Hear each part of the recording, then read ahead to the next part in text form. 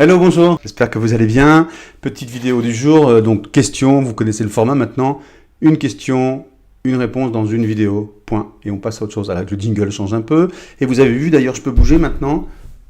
La caméra ne bouge plus, donc je vais arrêter de me faire insulter par tous ceux qui ne supportent pas que la caméra bouge. Voilà, il y a du son, il y a tout, enfin on est quasiment calé.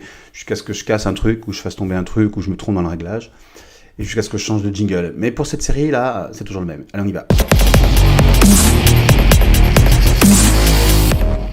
Voilà, la question du jour, c'est Fanny. Fanny qui dit « Bonjour, je vous contacte car suite à un de vos tutos, j'ai voulu faire un transfert de photos sur du bois avec du vernicole. Or, je suis déçu du résultat. Du vernicole. Ah ouais. En effet, une fois fini, il y a une pellicule blanche gâchant le rendu de l'image, la pellicule qui ne s'en va pas, et par endroits, il y a même des trous dans l'image. Pouvez-vous m'aider, me conseiller? Merci d'avance. » Écoute Stéphanie, ah oui c'est Stéphanie et non pas Fanny, pardon. Stéphanie, moi j'ai pas fait de transfert d'image avec du vernicole. Donc si tu fais du transfert d'image avec du vernicole et que ça marche pas, bah, je vais avoir du mal à t'expliquer comment faire pour que ça marche.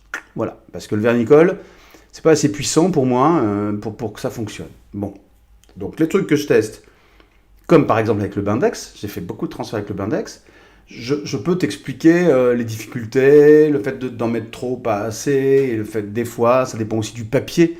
En fonction du papier, plus ou moins humidifié, tu vas avoir du mal à enlever à pelucher le papier derrière pour qu'il s'en aille.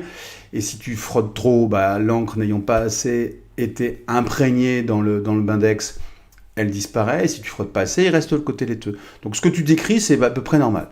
Enfin normal, je veux dire, c'est du tâtonnement qu'il faut faire pour arriver au résultat. J'ai pas éteint mon téléphone et on entend des petits bruits de la vie.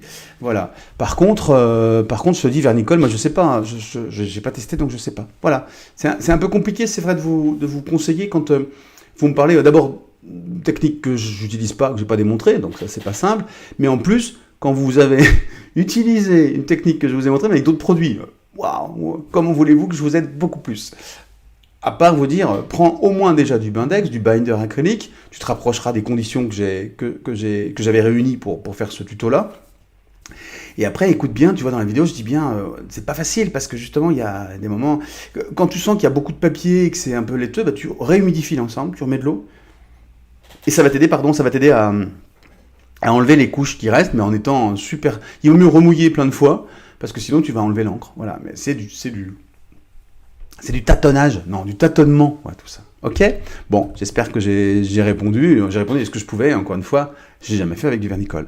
Je vous souhaite une super journée, je vous dis à très bientôt. Salut!